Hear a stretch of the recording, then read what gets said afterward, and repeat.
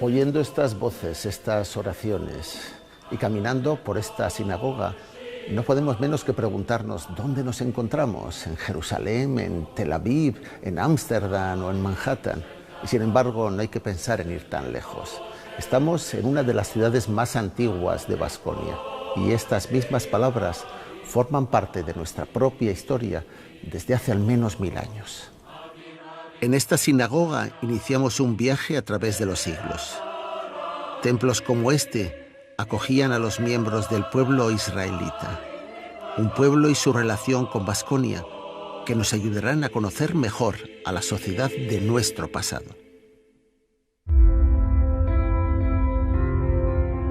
Los ecos de estas voces nos transportan a su lugar de origen. Aquí nació el pueblo hebreo, una población de pastores nómadas de ascendencia semítica que se asentó en la tierra de Canaán 2000 años antes de Cristo. Cuando conquistaron este territorio, pasaron a llamarse israelitas. Y de entre ellos surgió una tribu que serían los judíos. Pero no debemos confundirles con los israelíes, los ciudadanos del actual Estado de Israel. El pueblo hebreo se funda en la unidad de fe en un único Dios, celoso y exclusivo, el Eterno, Yahvé. Los textos sagrados nos recuerdan que con él forjaron un pacto personal por el que recibirían la tierra prometida a cambio de su fe, obediencia a sus mandamientos y pleno respeto exclusivo.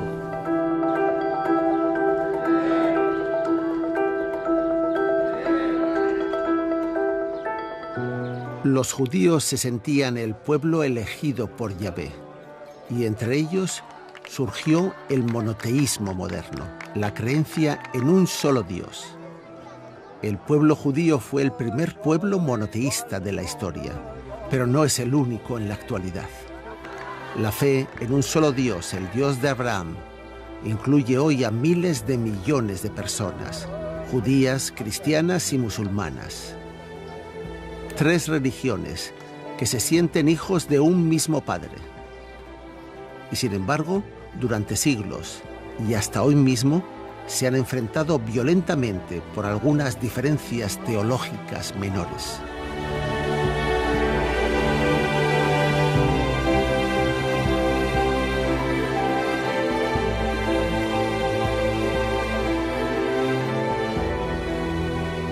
En el siglo VII antes de la era cristiana, Jerusalén se convirtió en la capital de uno de los pequeños reinos israelitas, el reino de Judá. Esta era una tribu próspera y emprendedora que consiguió crecer a partir de la venta de un excelente aceite de oliva y gracias al tráfico comercial de caravanas. A los miembros de la tribu de Judá se les empezó a llamar judíos.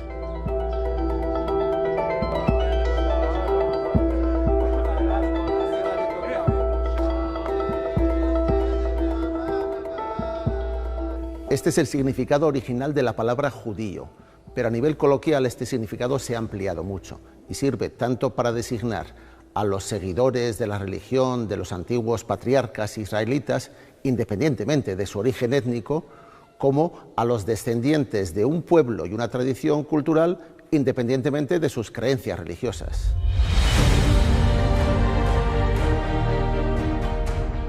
Como muchos pueblos del Mediterráneo, Judea fue invadida por el Imperio Romano.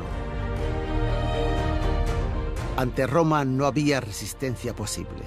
Aún así, los judíos protagonizaron algunos levantamientos inútiles en la época de Cristo.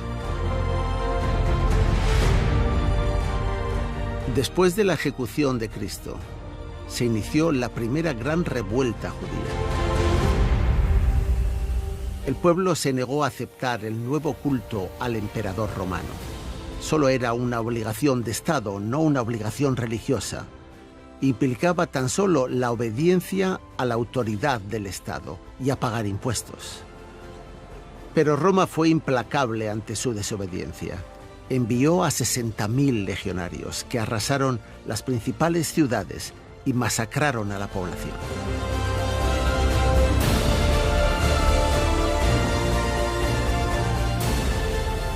El emperador Tito era consciente de que la revuelta de los judíos no tenía una motivación nacional, sino motivos exclusivamente religiosos. Por ello decidió castigarles en sus símbolos más sagrados. Así, las legiones saquearon y destruyeron el templo de Jerusalén, del que actualmente solo se conserva como último resto el Muro de las Lamentaciones. En el año 70, las legiones de Tito regresaban triunfantes después de haber aplastado la revuelta judía. Habían destruido el templo de Jerusalén y se traían con ellos un botín simbólico de una extraordinaria importancia: la menora, el candelabro de 7 brazos y el arca de la alianza. Comenzaba la gran diáspora del pueblo judío.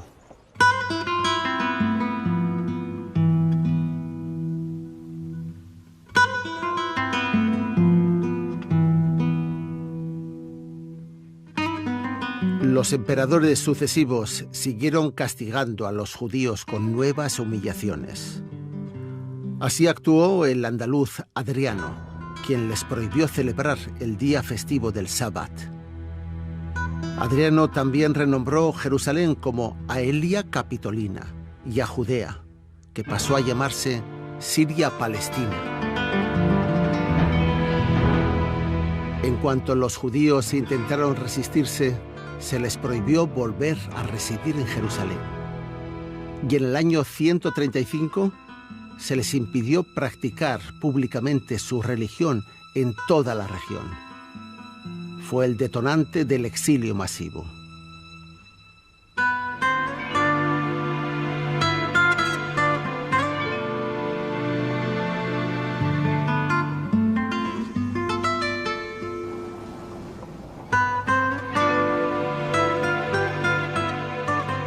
Es frecuente afirmar que los judíos exiliados en Hispania llamaron a la península Sefarad y que ellos mismos se denominaban sefardíes. Pero la verdad es que no sabemos con certeza el origen de este nombre, de esta expresión. Esta bellísima sinagoga de Toledo es uno de los templos judíos más antiguos y mejor conservados de Europa. Se construyó en 1180 y funcionó como sinagoga hasta la matanza de 1391. Después fue expropiada y transformada en una iglesia católica.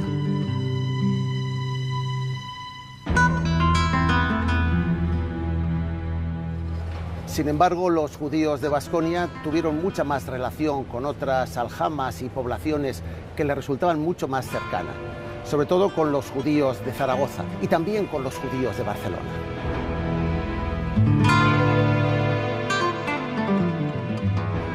En el antiguo barrio judío de Barcelona se encuentra la sinagoga del rabino Shlomo Ben-Adret. Este pequeño templo ha sido recientemente recuperado y algunos arqueólogos sugieren que esta podría ser la sinagoga más antigua de la Europa medieval.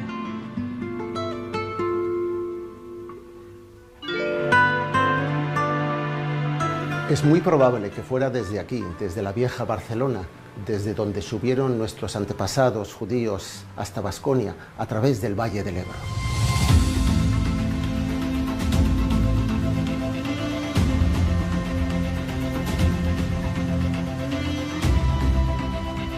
Nuestro destino es Navarra. Aquí descubrimos los primeros pasos de los judíos en Baskonia. Los judíos se asentaron de forma firme y duradera en Navarra. Esta sería la tierra en la que posiblemente se sintieron más seguros y felices que en ningún otro lugar de Europa. Navarra fue el refugio de los judíos expulsados de otros reinos europeos. En muchas ocasiones, las juderías navarras también acogieron a sus hermanos desterrados de Aragón y de Castilla. Los años que van de 1385 a 1425, es decir, el reinado de Carlos III, fueron la edad de oro de los judíos en Navarra. El rey nunca permitió que se molestara ni lo más mínimo a sus protegidos hebreos.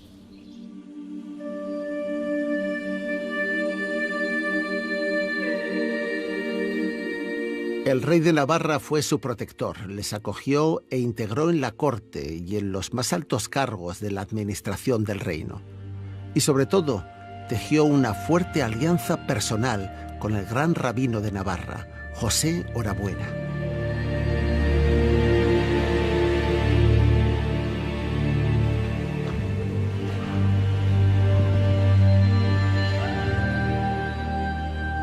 Orabuena no era solo la cabeza de los judíos en Navarra, era el médico y consejero personal del rey. En la corte de Pamplona también había otros judíos muy apreciados e igualmente acaudalados. Los judíos participaron en la construcción del gran palacio de Olite y muchos de ellos convivieron en estas mismas salas. Eran personas perfectamente integradas en la sociedad y sobre todo en la corte.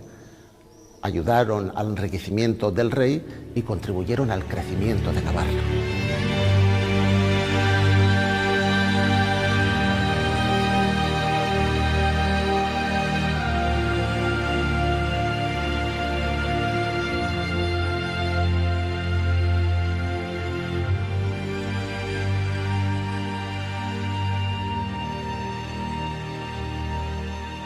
En Navarra había muchas juderías y podemos decir que las 7 más grandes formaban una menorá geográfica.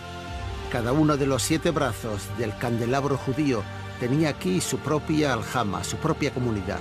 Estella, Los Arcos, Pamplona, Viana, Olite, Tudela, Monreal e incluso Cascante.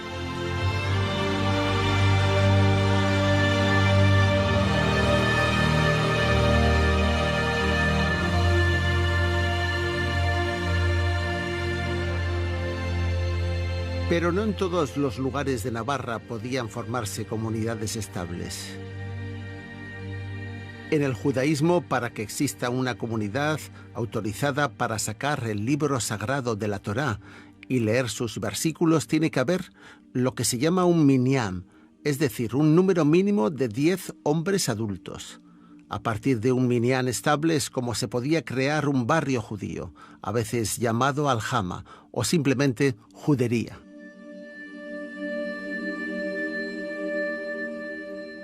En Navarra llegó a haber hasta 50 juderías. Se repartían en 3 grandes zonas. Primero, hacia el sur, las tierras de la Ribera, que habían sido dominadas durante siglos por los musulmanes. Después, en las ciudades del Camino de Santiago y más tarde, en Valdefunes.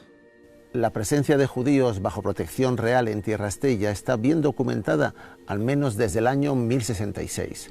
Resulta legítimo pensar que los judíos fueron una de las comunidades fundadoras de la próspera ciudad de Estella sobre el Camino de Santiago. Al principio se agruparon en el barrio del Gacena, a la sombra del castillo de Zalatambor. Aquí construyeron su primera sinagoga, en el solar donde hoy está Santa María de Jús del Castillo. Sin embargo, a mediados del siglo XII, la comunidad judía vendió la sinagoga vieja al obispo y éste la transformó en esta iglesia románica.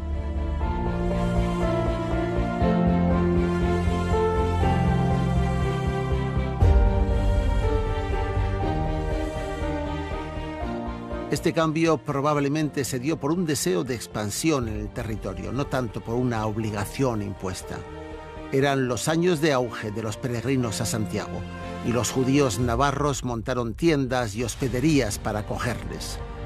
Así Estella se convirtió en una próspera ciudad gracias a ellos. A finales del siglo XII, los judíos de Estella, liderados por el prudente rabino Elías, estaban perfectamente integrados en la vida y en el gobierno de la ciudad. Estaban a punto de convertir a Estella en un importante centro de intercambio financiero.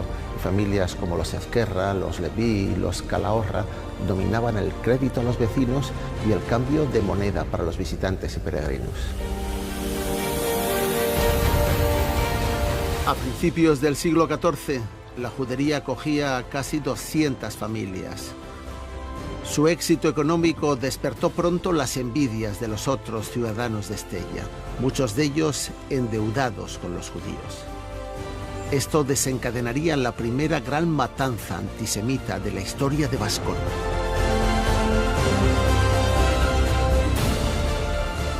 Algunos navarros de religión cristiana llevaban años rumiando su envidia a los judíos. Los israelitas tenían buenos contactos con la realeza y habitualmente eran más ricos que ellos. Pero necesitaban una razón de peso para atacarles y la encontraron muy cerca de la judería de Estella. Durante la Semana Santa de 1328, uno de los religiosos, Pedro de Ollogoyen, pronunció un fogoso discurso que incendió los ánimos de los fieles. Sacó a relucir la vieja y falsa acusación de que los judíos habían matado a Jesucristo y que había que castigarles con sangre.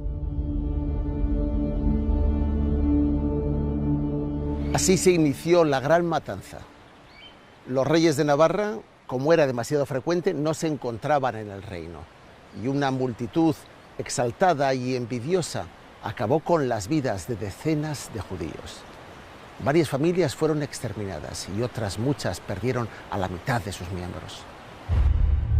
Esta terrible escena nos fue relatada por un famoso cronista estellés, Menahem ben Zerai. Este erudito judío, superviviente del pogromo, narró que desde esta misma orilla vio los cadáveres degollados de su padre, su madre y sus 4 hermanos flotando en las aguas del río Ega. En ese momento, y como muchos otros de su pueblo, decidió escapar por segunda vez de la tierra prometida. La locura racista desatada por el sermón de Ollogoyen se extendió rápidamente por las grandes juderías del reino. Hubo asesinatos masivos en Viana y en Los Arcos. En Pamplona, la muchedumbre saqueó sus casas e incluso destruyó sus libros de contabilidad y los recibos de los préstamos que debían. Solo se salvó Tudela, cuya gran judería fue fortificada a tiempo, avisados por el regente de los reyes de Navarra. Finalmente, en 1336, a los judíos de Pamplona se les obligó a vivir dentro de una judería tapiada. Si los reyes de Navarra hubiesen estado presentes, todas estas matanzas nunca habrían ocurrido. El pueblo no se habría atrevido a levantarse contra sus protegidos. Cuando Juana II y Felipe III de Navarra llegaron y se enteraron de que sus protegidos de religión judía habían sido masacrados, tomaron inmediatamente represalias. Toda la población de Estella fue obligada a pagar una multa de 10.000 libras anuales durante 6 años. Pedro de Ollogoyen fue arrestado y condenado a muerte, pero finalmente se libró gracias a las presiones del obispo y fue encerrado de por vida en el convento de Olite. En cualquier caso, el mal ya estaba hecho. La población se redujo drásticamente, muchos vecinos se arruinaron y, sobre todo, la judería nunca más volvió a recuperarse. Afortunadamente, una de las aljamas más importantes de Europa consiguió salvarse de la catástrofe. Hay fuertes evidencias de que la de Tudela es una de las juderías más antiguas de Vasconia, con una comunidad permanente y presente al menos desde el siglo IX. Los últimos estudios aseguran que aquí pudieron vivir cerca de 1000 personas, hasta fines del siglo XIII. En aquella época de cambio de manos y de reino de las tierras de la Ribera, en Tudela vivió la mejor generación de intelectuales judíos de la historia de Vasconia. Personajes como el gran poeta Yehuda Halevi, el escritor Abraham Ben Ezra y, sobre todo, el gran viajero, explorador y narrador Benjamín de Tudela.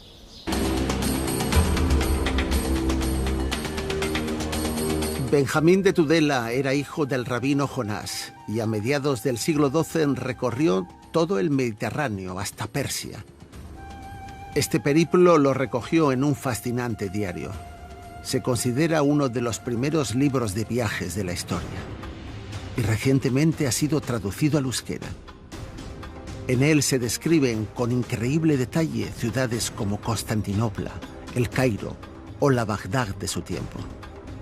Nunca se ha sabido el motivo por el que viajó por medio mundo durante aproximadamente 10 años, pero se sospecha que se dedicaba a un comercio especialmente apreciado entre el pueblo judío, el tráfico de joyas.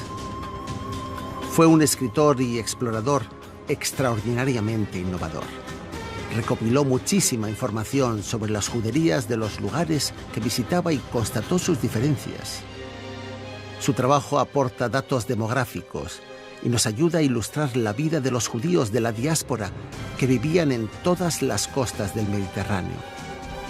Era un hombre muy culto que hablaba muchos idiomas, entre ellos casi con seguridad el euskera. Fue uno de los mejores cronistas de su época y una de las grandes mentes de la historia de Euskal Herria. Podríamos decir que Benjamín fue uno de los poquísimos europeos que se adelantó a Marco Polo. En aquella época, hace 900 años, ninguna otra persona del continente había viajado tan lejos y, sobre todo, había descrito tan bien los países exóticos que visitaba.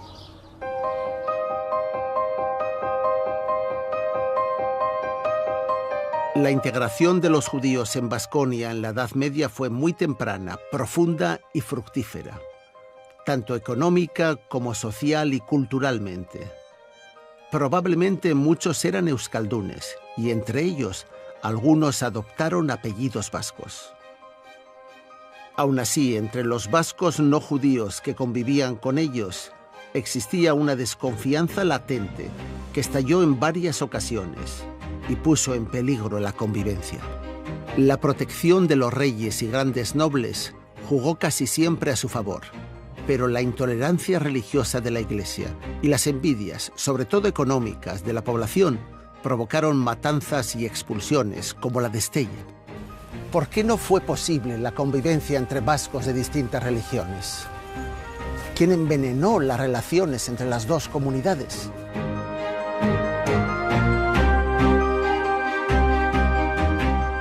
Los judíos de Navarra se vieron envueltos en 3 gravísimos acontecimientos que les cambiaron la vida para siempre. El primer y peor drama fue la expulsión de 1498. Se produjo más tarde que en otros países europeos, más tarde que en Castilla y Aragón, de donde habían sido desterrados en 1492. Navarra acabó cediendo a la presión ambiental de la Europa católica e hizo lo mismo 6 años más tarde, aunque sin llegar a emitir un decreto específico de expulsión.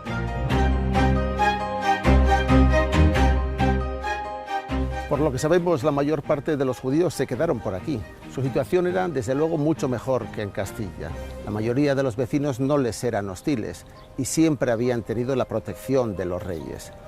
Se optó por invitarles a convertirse al cristianismo con una fórmula genérica y poco comprometida, y muchos lo hicieron.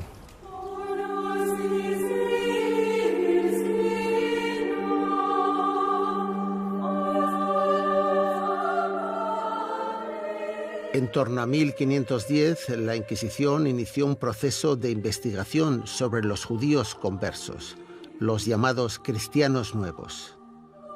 Los inquisidores, muy celosos, les acusaban de ser falsos conversos, por haber ocultado que seguían celebrando sus ritos clandestinamente. Por ello se les persiguió y encarceló, y muchos fueron ejecutados. Para frenar esta represión, los judíos recurrieron, como siempre, al rey.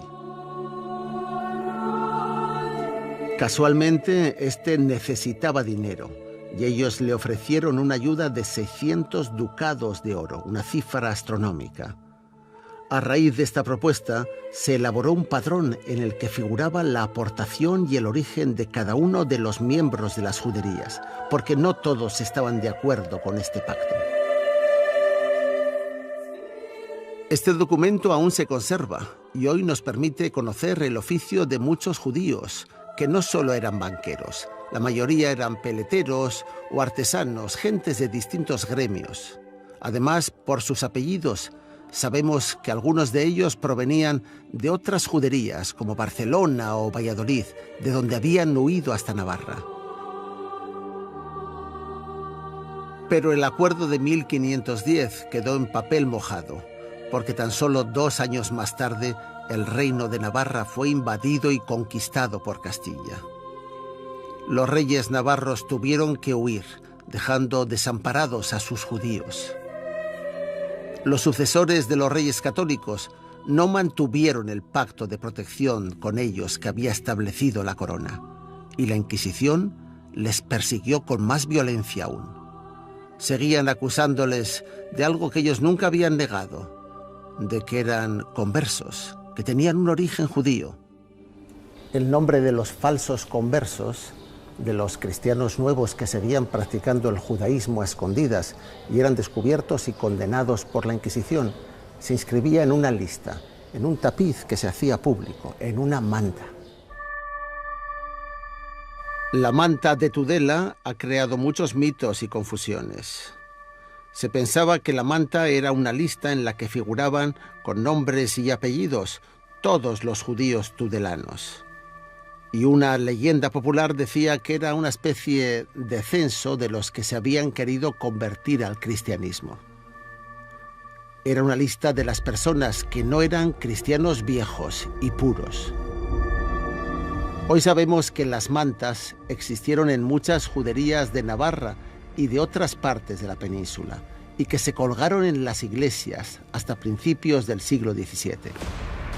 Las listas de condenados por la Iglesia, o mantas de San Benitos, servían para amenazar a los descendientes de judíos conversos.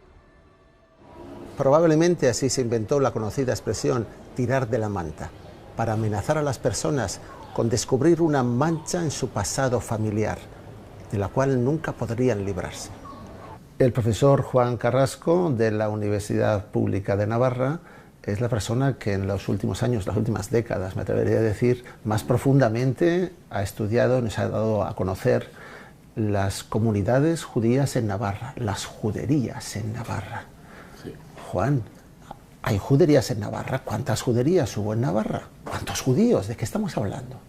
Pues estamos hablando en un arco temporal que puede ir desde los inicios de la era cristiana, incluso antes, hasta 1498, porque en Navarra no se expulsan en el 92, sino que en Navarra tampoco hubo expulsión, otra característica fundamental de las comunidades hebreas en Navarra, sino que fueron declarados ilegales. En Navarra se contabilizan, hay testimonios escritos, de medio centenar de juderías. 50 juderías, 50... Sí, podemos estimar que la población judía podía rondar una media sí, del 20%. El 20% del reino, de la población. ¿Es importante, Juan, el Camino de Santiago en Navarra para el asentamiento de alguna de las juderías? Muy importante, y tiene en Navarra una singularidad. En torno al año 1000 hay un crecimiento demográfico importante, mejora de las cosechas, lo que se conoce con el nombre de la revolución comercial, porque hay excedentes agrarios, y al igual que crece la población, también crece la población de judíos. Hay que dotar al camino de infraestructura de acogida. No olvidemos que estamos en una sociedad de guerreros y campesinos, y que ahora, en torno a esa revolución comercial, pues hay aquellas poblaciones que no dependen ni de rezar, ni de trabajar el campo, ni de guerrear, sino del comercio. Y los judíos son vasallos directamente vinculados al monarca, que es el que los consiente, y es su tesoro. Consiente y les protege. Claro. Es su tesoro. Porque son su tesoro personal. Personal, porque sabe que es su tesoro y les da muchos beneficios ese tesoro. Y lo protege, evidentemente. De aquí que esas juderías del camino están en los aledaños de los castillos del rey, son protección directa del rey. La judería de Estella está en la famosa cruz de los castillos. Los judíos que viven en estas hasta 50 comunidades, ¿a qué se dedican? ¿Son todos banqueros, como nos dicen algunos? ¿Son todos cambistas de moneda? Es que siempre, en toda, ahora le llamarían la posverdad, en toda mentira hay algo de verdad. Es decir, no olvidemos una cosa, que los judíos no son analfabetos, no pueden ser analfabetos, por tanto saben leer y escribir. ¿Qué otros oficios hay entre ellos? Pues son zapateros, sobre todo son expertos en sastres. Sí. La sastrería lo manejan perfectamente. Incluso hasta Carlos III, nuestro rey noble, que era un tío, digamos, perdóname la expresión, pero un monarca muy de morro fino, si me permite la expresión, un tío elegante, suntuoso, diría yo. Suntuoso, claro, crea una corte, sí, menuda abuela tenía, claro. Pues entonces, tiene los judíos que incorpora a su corte son o médicos, en su doble vertiente, lo que llaman físicos, que son cirujanos, y los médicos, que son los internistas. Entonces, y también pues sastres, los sastres y artesanos normales, y gente pobre, también hay gente pobre. Déjame que te pregunte por un área económica que no has citado, pero que yo creo que también tiene alguna implicación. Dentro del mundo agrícola y frutícola o hortofrutícola, ¿tienen participación también los judíos? No olvidemos una cosa, que a diferencia de otros semitas, los judíos beben vino incluso en su ceremonia religiosa. Claro que sí. No pueden, el Sabá, en la Pascua, el cordero y el vino. Pero es verdad que la geografía de la denominación de origen del vino navarro coincide mucho con tu geografía de las juderías, ¿eh? Hombre, claro. Bueno, y el aceite. Y el aceite. Juan, ¿nos atrevemos a hacer un balance final de cuál fue la importancia de los judíos para Navarra? La historia de los judíos de Navarra es muy importante en el contexto de Europa, con similares características que las demás. Es un problema de escala y, sobre todo, aquí no hubo violencia antijudía, y que por tanto esos preconizadores de comparar el Holocausto con la expulsión de los reyes católicos aquí no existió, sino que fueron integrándose poco a poco y en su dispersión fueron siempre hacia Italia. Muchísimas gracias, Juan, ha sido un placer disfrutar de nuevo de tu magisterio, rabí, de verdad que sí. Shalom, eskerrik asko. Gracias.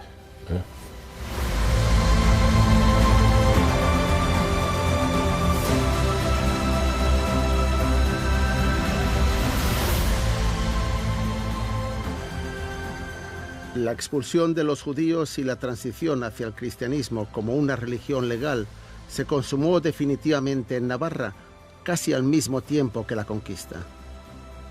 Pero en otros lugares de Baskonia, los judíos ya habían sufrido problemas similares o aún mucho peores.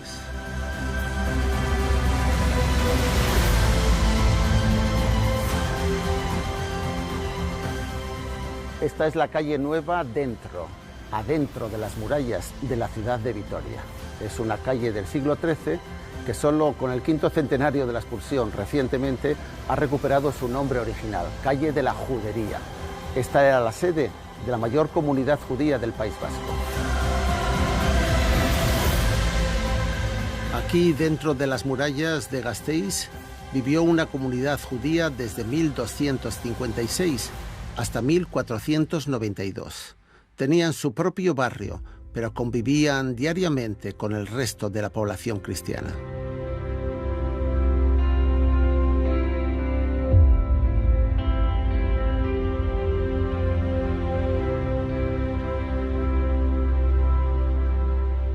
La de Vitoria fue una aljama tardía, pero muy brillante. Comenzó a crecer con la expansión urbana de la ciudad y la época de esplendor económico por el comercio de las lanas. Estaba considerada una de las más ricas y numerosas del norte del Reino de Castilla, equiparable a la de Medina de Pomar, en Burgos.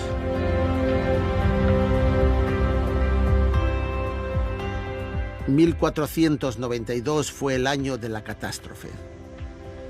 Los reyes católicos firmaron entonces el Edicto de Granada. y a los judíos de Hispania se les dio un plazo de solo 4 meses para marcharse y no volver nunca más.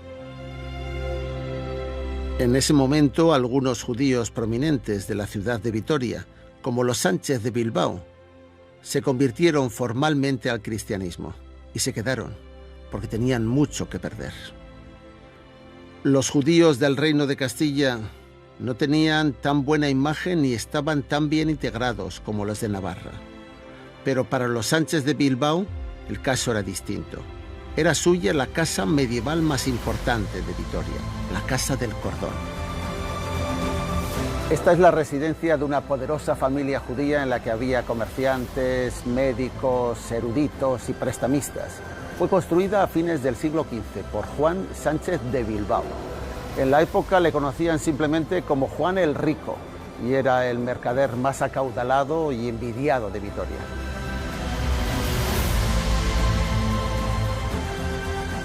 La Casa del Cordón era el punto de encuentro social de los visitantes ilustres de la realeza y de la Iglesia Católica, a pesar de que sus dueños eran de origen judío.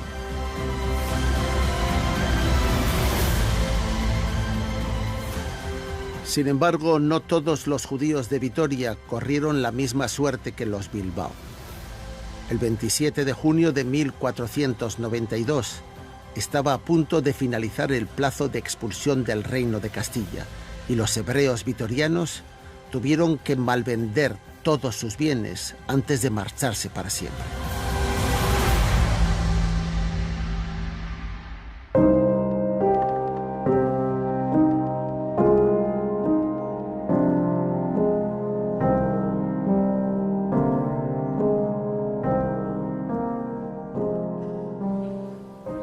Entonces, una comisión de los judíos más prominentes de Vitoria se reunió con el ayuntamiento y le propusieron un pacto.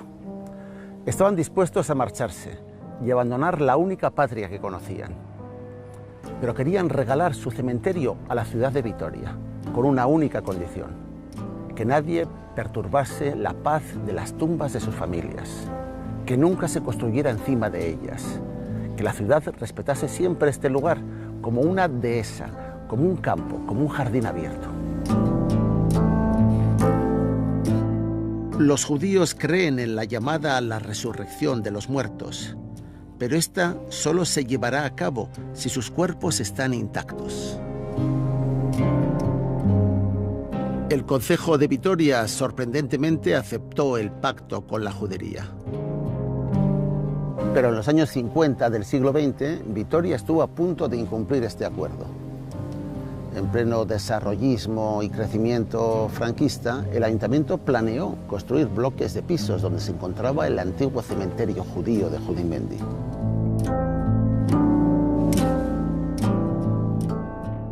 Inmediatamente los judíos de Bayona mandaron una comisión que se quería reunir con el mismísimo Franco. Muchos de ellos afirmaban que eran descendientes de los judíos vitorianos desterrados. No pedían que se les devolviese la propiedad, pero sí que no se rompiese un pacto que duraba más de 400 años. Entendían que si seguía en vigor la orden por la que se les había expulsado, también se debía respetar la promesa que protegía el cementerio. De este modo, se canceló la construcción. Es más, pocos años después fue el propio Franco quien anuló el decreto de expulsión de 1492 de los Reyes Católicos. Y todavía unos años más tarde, coincidiendo con el 5º centenario, el Ayuntamiento de Vitoria-Gasteiz quiso reconciliarse con aquellos vecinos a quienes había dado la espalda, bautizando esta plaza como Plaza de Sefarad.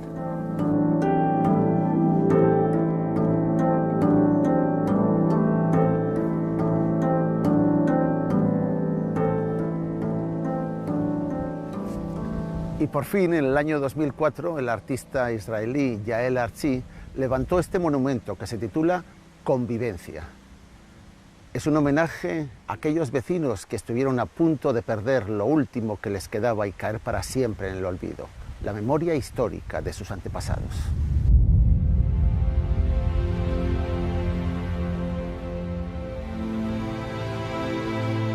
Estamos en Balmaseda, un enclave en la frontera de Vizcaya con Castilla y una de las juderías más destacadas de la historia de Baskonia.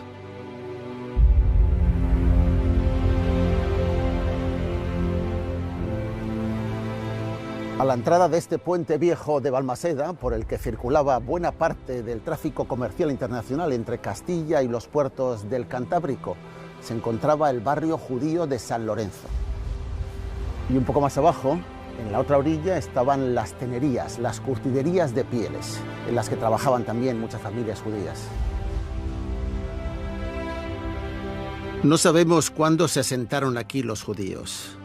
Probablemente no es una comunidad muy antigua. Pero el oficio de mercaderes no era su única dedicación. También eran peleteros, carpinteros y prestamistas ocasionales.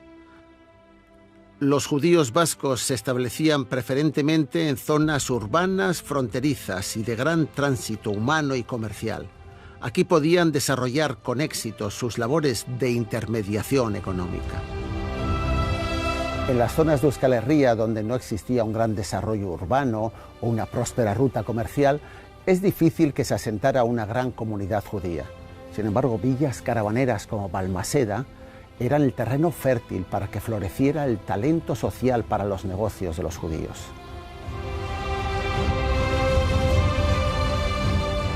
Los judíos balmasedanos eran una comunidad pequeña y con reglas propias, pero no constituían una sociedad segregada. Estaban perfectamente integrados en la población.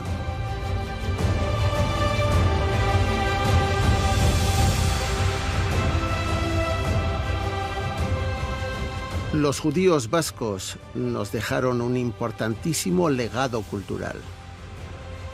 Hay una hipótesis muy actual y sugerente que ejemplifica parte de esta herencia. Esta teoría dice que el vino especial que consumían los judíos pudiera ser el padre de nuestro actual chacolí.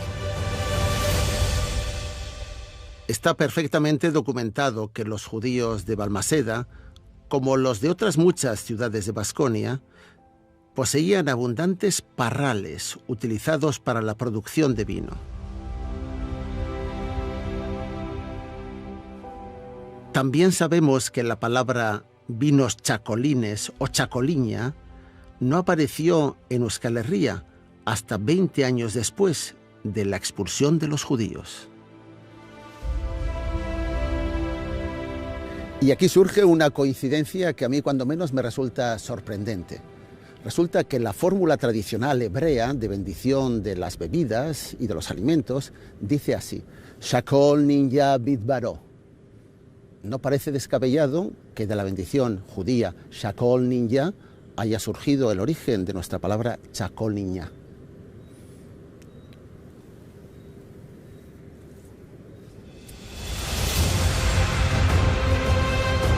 Finalmente, los israelitas de Balmaseda también fueron expulsados. Y su destierro fue especialmente humillante. La orden se adelantó 6 años al decreto general de 1492. Y fue tan dura que la judería tuvo que suplicar a las juntas generales de Guernica que les dejaran irse.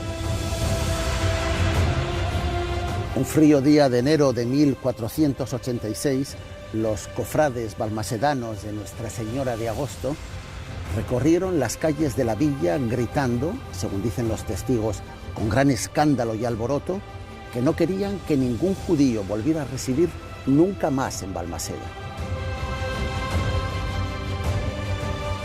El rabino balmasedano Don Aarón pidió protección a los reyes católicos, pero su ayuda llegó tarde.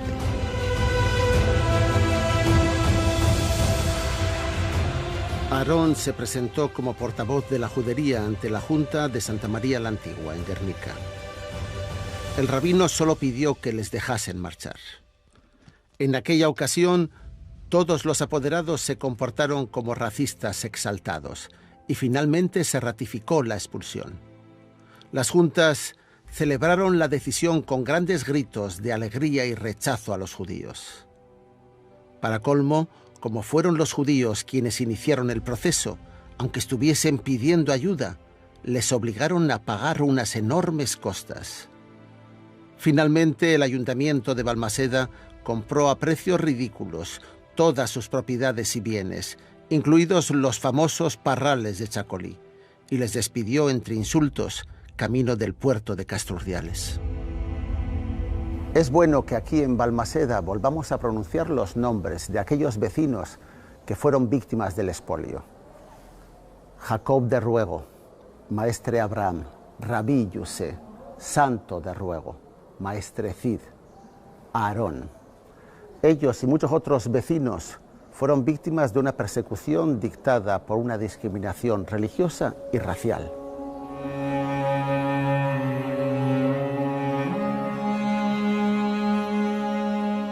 Aunque demasiado tarde, los reyes católicos respondieron que los judíos debían ser protegidos.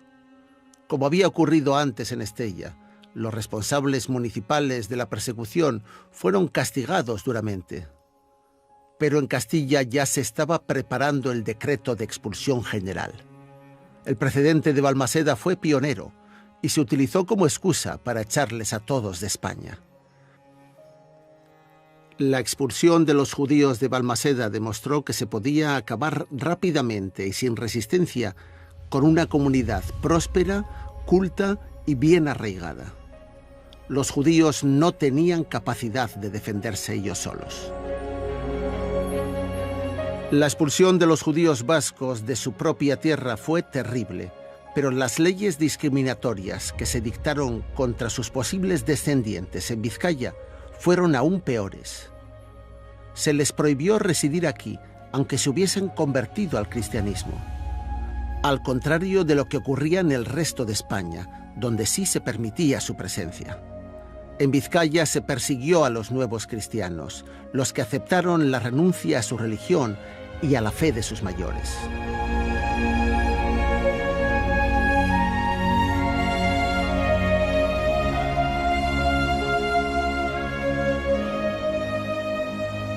Por si esto fuera poco, las juntas de Vizcaya pidieron a la reina Juana I que aprobara una orden especial y definitiva contra los judíos. Juana, que ya estaba diagnosticada como demente, se expresaba en una carta con las siguientes palabras.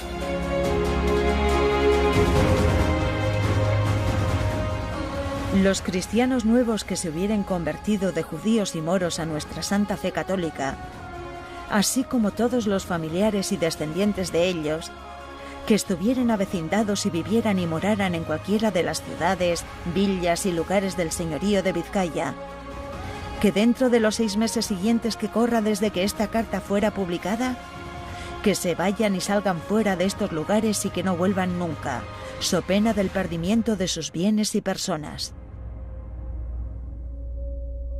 En esta durísima carta estaba amenazando de muerte a los conversos.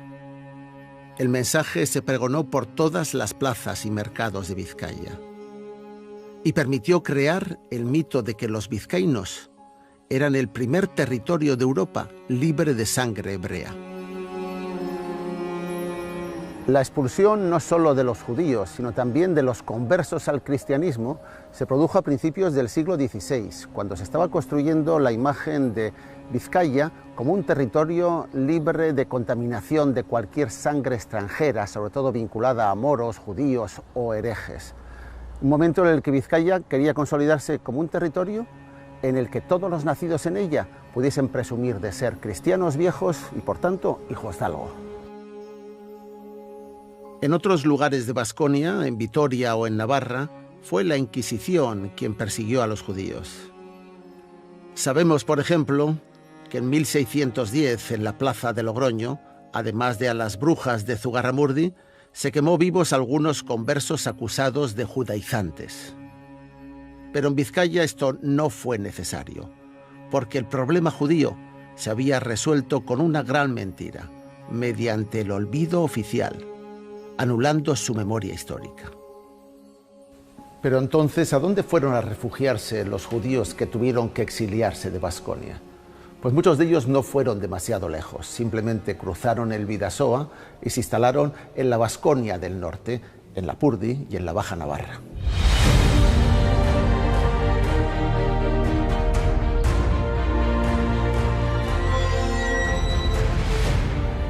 Estamos en el cementerio judío de Bastida, la Bastide-Clérance.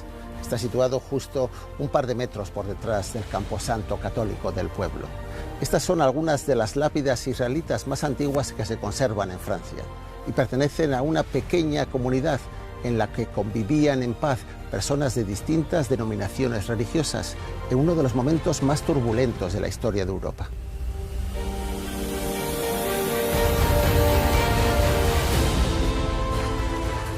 Este pueblo es el buen ejemplo de una tolerancia religiosa que no se sostuvo en Navarra o en Vizcaya.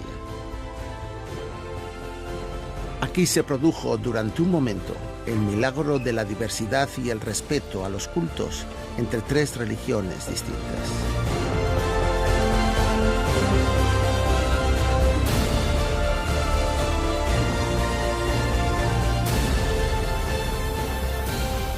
Aquí, en Bayona, en el barrio de Saint-Esprit, en la orilla norte del río Adur, se asentó la que estaba llamada a ser la mayor judería vasca de la Edad Moderna. Esta es la única aljama que ha sobrevivido hasta la actualidad.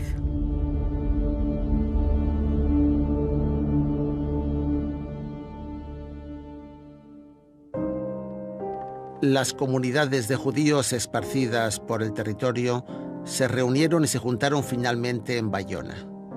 En su edad de oro, antes de la Revolución Francesa, eran aproximadamente 2.500 personas. Posteriormente, la aljama fue empequeñeciendo y quedó en tan solo 150 familias a principios del siglo XX.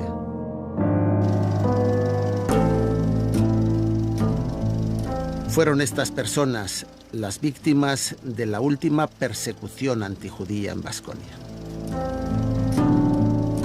El holocausto judío promovido por los nazis en 1942 se saldó con el asalto a la sinagoga de Bayona, que fue saqueada y destrozada. Las tropas alemanas arrestaron a la población israelita y cerca de 60 personas fueron deportadas y asesinadas en los campos de exterminio.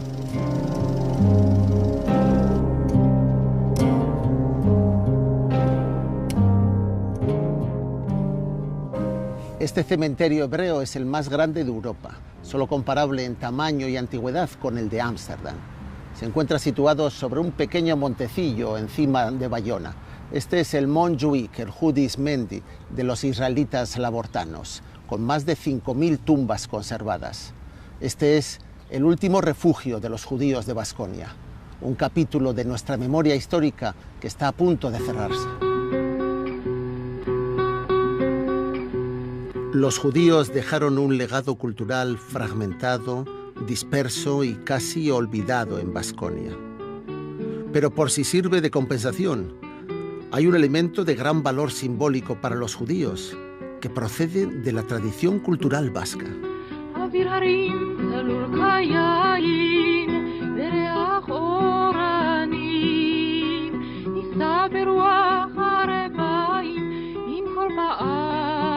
El himno oficioso de Israel, la canción más popular y querida de los judíos israelíes, se titula Jerusalén de Oro.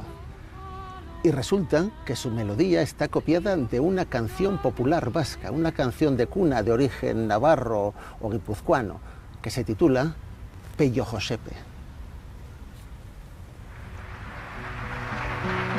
Pello Josepe tabernan dala, aurra jaio dala, Raulen etxera joan da, esan hemen du, ez da neria izan ez.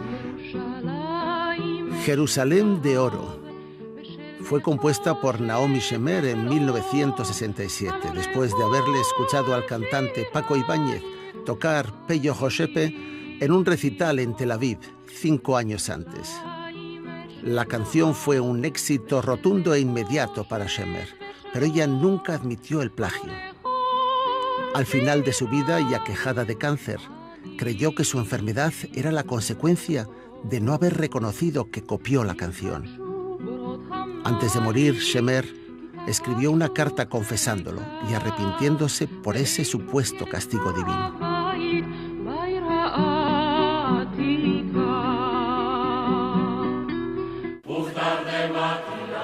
El director Steven Spielberg no dudó en utilizarla como banda sonora de la escena final de su dramática película sobre el Holocausto, en la que los judíos supervivientes de la lista de Schindler llegan finalmente a Israel.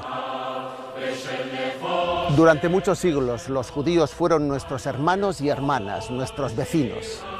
Convivieron con nosotros como cualquier otro vasco más y enriquecieron la vida de nuestras principales ciudades: Balmaseda, Estella, Vitoria, Bayona. Crecimos juntos y al marcharse nos legaron elementos fundamentales de nuestra cultura y de nuestra identidad colectiva. Por eso les recordamos. Raquel Salcedo.